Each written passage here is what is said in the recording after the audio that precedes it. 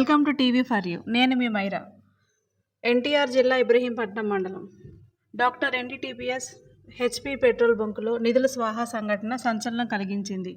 Doctor NTPS cooperative society ఆధ్వర్యంలో నిర్వహించే HP petrol బంకులో పెద్ద మొత్తంలో నిధుల స్వాహా పర్వం వెలుగు చూసింది.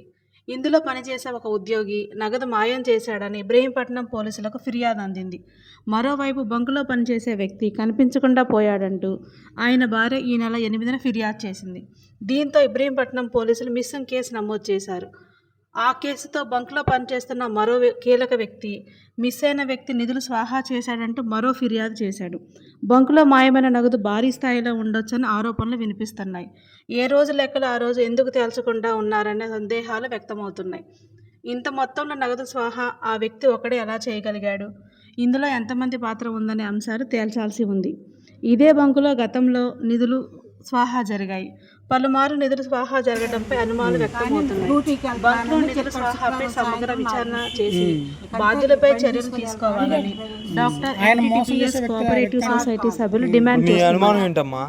నీ అనుమానం ఏంటి? ఈ ఘటన ఎవరన్నా కానీ చేశారని అనుమానం. అన్ని ఎవరన్నా తీసుకెళ్ళి ఎక్కడ పెట్టారని ఆలోచన ఉన్నారు. బలవంతంగా సంతకం పెట్టించారంట. ఆయనకి పెట్టించి తెల్లారు వెళ్ళాడు. అదొక మాట నేను విన్నాను.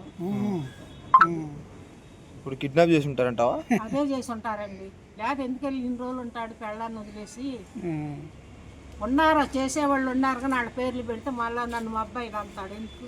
అది లైక్ చేయండి, షేర్ చేయండి, సబ్స్క్రైబ్ చేయండి.